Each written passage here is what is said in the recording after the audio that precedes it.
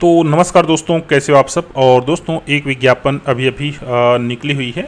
विज्ञापन इसका दोस्तों बहुत पहले निकला हुआ था, लेकिन अभी इसमें कुछ संशोधन के कारण फिर से फॉर्म जो है सबमिट हो रहा है। इसका वीडियो मैंने बना कर दे दिया है, ठीक है। तो चलिए इसका फॉर्म आप कैसे जो है भरेंगे, इसका वीडियो मैं आपको बना के दे रहा हूँ। चलिए स्टार्ट करते हैं। तो देखिए ये जो भी यहाँ पर लिखा हुआ है, काले या नीले जो है बाल पॉइंट पेन से भरेंगे। तो सबसे पहले हम आवेदन का प्रारूप जो है वो कैसे भरेंगे बता रहा हूँ। यहाँ पर आप लोग कई लोग मेरे से कमेंट करते हो कि सर ओबीसी है और हम अनारक्षित से फॉर्म कैसे भरें। तो मैं चलिए ये फॉर्म जो है अनारक्षित से भर के आपको बता रहा हूँ, ठीक है।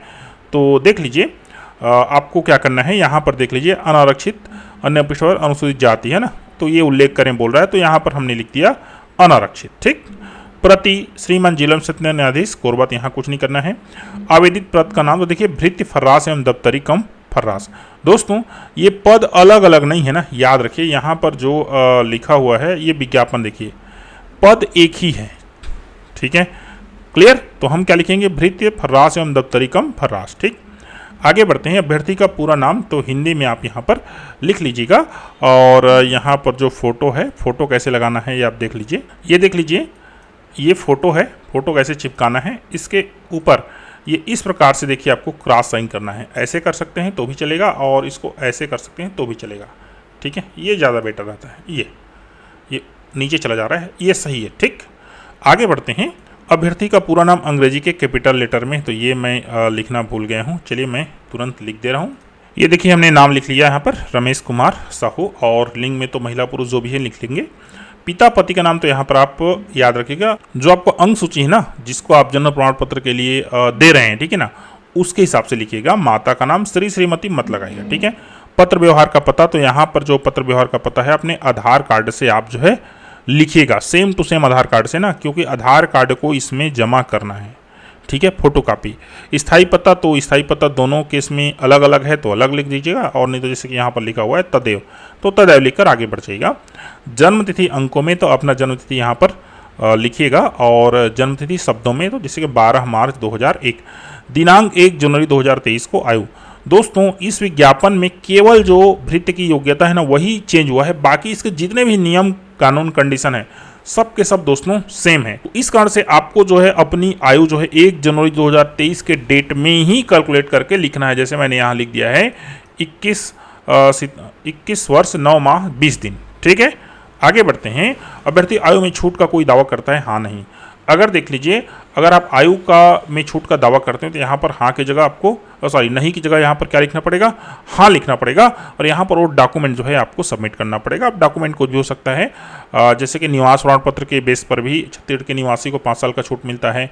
इसके साथ जो है कहना चाहिए अनुसूचित जाति जनजाति ओबीसी है उनको अलग अलग छूट मिलता है, दिव्यांग महिला है, तो वो आपको यहाँ पर क्या करना पड़ेगा, इंद्राज करना पड़ेगा, ठीक है। क्या अभ्यर्थी छत्तीसगढ़ का मूल निवासी, यहाँ पर हाँ लिख दीजिएगा, और आपको निवास प्रमाण पत्र यहाँ पर संलग्न करना है। क्या अभ्यर्थी छत्तीसगढ़ शासन द्वारा छत्तीसगढ़ के लिए घोषित अनुसूचित जाति जनजाति अनुपिछड़ा वर्ग का सदस्य है, हाँ नहीं। देखिए हमने ये फॉर्म जो है अनारक्षित से भर रहे हैं, ठीक है, तो हमने क्या अलग लिख दिया यहाँ पर, नहीं, ठीक है। साहू है लेकिन उनके पास मान के चलिए ये अन्य पिछड़ा वर्ग का सदस्य का प्रमाण पत्र नहीं है, तो सीधा किस में काउंट होंगे, यूआर में। सीधा यहाँ नहीं लिखिए और आगे बढ़ जाइए। अगर आप अन्य पिछड़ा वर्ग से हैं तो यहाँ पर हाँ लिखिए, ठीक है। और आपको क्या लिख लेना है, यहाँ पर अन्य पिछड़ा वर्ग लिख देना है, ठीक। क्या अभ्यर्थी दिव्यांग है, हाँ नहीं, तो यहाँ पर नहीं लिख दिया मैंने। आपके केस में जो भी होगा लिख दीजिएगा। क्या आप विवाहित हैं या नहीं, तो यहाँ पर नहीं, अगर हाँ है तो हाँ लिख दीजिएगा। कुछ लोग जैसे कि इसमें हाँ नहीं ऐसे राइट मारते हैं। देखिए अगर व्यक्ति दिव्यांग नहीं है तो इस हाँ को काट दीजिए ऐसे करके, ये सही तरीका होता है। अब देखिए नहीं ऑलरेडी लिखा हुआ है, ये भी सही तरीका है, ठीक।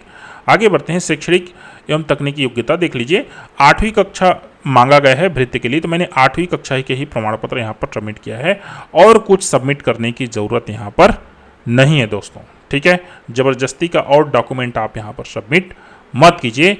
8वीं के कक्षा के प्रमाण पत्र में ही आपका जन्म तिथि होता है। अगर जन्म तिथि नहीं है 8वीं के प्रमाण पत्र में, तब आप जो है उसको यहाँ पर भी डालने की जरूरत नहीं है। जब संलग्न करेंगे यहाँ पर आप जो है डाल सकते हैं, जैसे कि 10वीं का अंक सूची डाल दीजिए या 5वीं का अंक सूची डाल दीजिए, जिसमें कहना चाहिए जन्म तारीख आपका उल्लेखित है, ठीक है। और यदि 8वीं में ही जन्म कहना चाहिए, जन्म की तारीख लिखी हुई है, तो और कुछ डालने की जरूरत यहाँ पर नहीं है। तो ये इस प्रकार से इसको आप भर लीजिएगा। आगे बढ़ते हैं।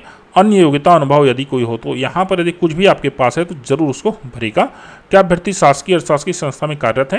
यदि कार्यरत है तो यहाँ पर हाँ लिख दीजिएगा, तो यहाँ पर मैंने नहीं लिख दिया है। क्या अभ्यर्थी के विरुद्ध कोई आपराधिक प्रकरण दर्ज हुआ है या नहीं? यदि हुआ है तो वर्तमान स्थिति, तो अगर आपके खिलाफ कोई है प्रकरण तो यहाँ पर हाँ लिख दीजिएगा और यहाँ पर जो वर्तमान स्थिति है उसको आप लिख दीजिएगा। ठीक है। संलग्न प्रमाण पत्र की सूची देख लीजिए। 8वीं अंक सूची मैंने डाल दिया, निवास डाल दिया, आधार डाल दिया, रोजगार पंजीयन डाल दिया और 5वीं अंक सूची डाल दिया। क्यों? हो सकता है 8वीं के अंक सूची में कहना चाहिए जन्म तिथि नहीं लिखी है। अगर आपके 8वीं के अंक सूची में जन्म तिथि लिखी हुई है तो इस प्रमाण पत्र को भी डालने की जरूरत नहीं है। ठीक है। या आपके पास 5वीं का नहीं है तो आप यहाँ पर 10वीं का भी अंक सूची सबमिट कर सकते हैं। बाकी किसी चीज़ को मिस नहीं करना है। आधार कार्ड याद रखिए, आपने जो आधार कार्ड में पता लिखा है ऊपर में वो आधार कार्ड से मैच करना चाहिए। घोषणा पत्र देख लीजिए, तो यहाँ पर आप जिस गांव के हैं वहाँ पर स्थान वगैरह लिख दीजिएगा, दिनांक आज का दे दीजिएगा। अभ्यर्थी का हस्ताक्षर, तो हस्ताक्षर ऊपर में जो फोटो के ऊपर हस्ताक्षर है वो इससे मैच करना चाहिए, रमेश कुमार साहू। तो ये पता आप लिख दीजिएगा, जो भी आपका पता हो आपके केस में। ठीक है, क्लियर। आगे बढ़ते हैं दोस्तों। इसका अगला चीज़ है लिफाफा। लिफाफे के ऊपर आपको क्या लिखना है तो थोड़ा से ध्यान से इसको लिखिएगा। हमने लिफाफे का भी बनाया हुआ था कहीं पर। तो लिफाफे के सबसे ऊपर लिखना है आपको आवेदित पद का नाम, भृत्य फर्राश एवं दफ्तरी कम फर्राश हेतु आवेदन पत्र। ठीक है। अगर आप जो है आकस्मिकता निधि में फॉर्म डालेंगे तो यहाँ पर आपको लिखना पड़ेगा आकस्मिकता निधि कलेक्टर दर कर्मचारी हेतु आवेदन पत्र। ठीक है। यहाँ पर किनारे में विज्ञापन क्रमांक देख लीजिए, विज्ञापन क्रमांक 1813 2, ये जो लिखा हुआ है विज्ञापन में वही मैंने कॉपी किया है। दिनांक है तो 12 जुलाई 2023, ये मैंने कहाँ से कॉपी किया है तो ये ले लीजिए। ठीक है, ये वाला मैंने कॉपी किया है। ऐसा लिखने को बोला है ना इस विज्ञापन में, इसलिए मैं लिख रहा हूँ। प्रति तो जिला एवं सत्र न्यायाधीश कोरबा छत्तीसगढ़ पिन इतना। ठीक। और प्रेषक है, ये प्रेषक है। प्रेषक में अपना नाम लिख दीजिएगा और पता और मोबाइल नंबर, ये सब जो है लिख कर आप जो है समस्त जितने भी डॉक्यूमेंट है उसका दोस्तों सत्य प्रति, ठीक है, सेल्फ अटेस्टेड करके बड़े लिफाफे में भर के आपको भेजना है।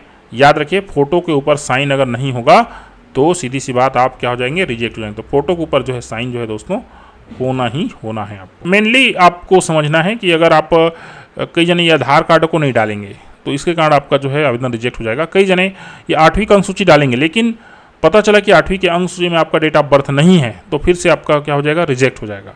ठीक है, तो इस चीज़ को ध्यान दीजिएगा। फिर भी कहीं समस्या हो तो नीचे कमेंट कीजिए और दोस्तों चैनल को सब्सक्राइब करना मत भूलिएगा। Thank you.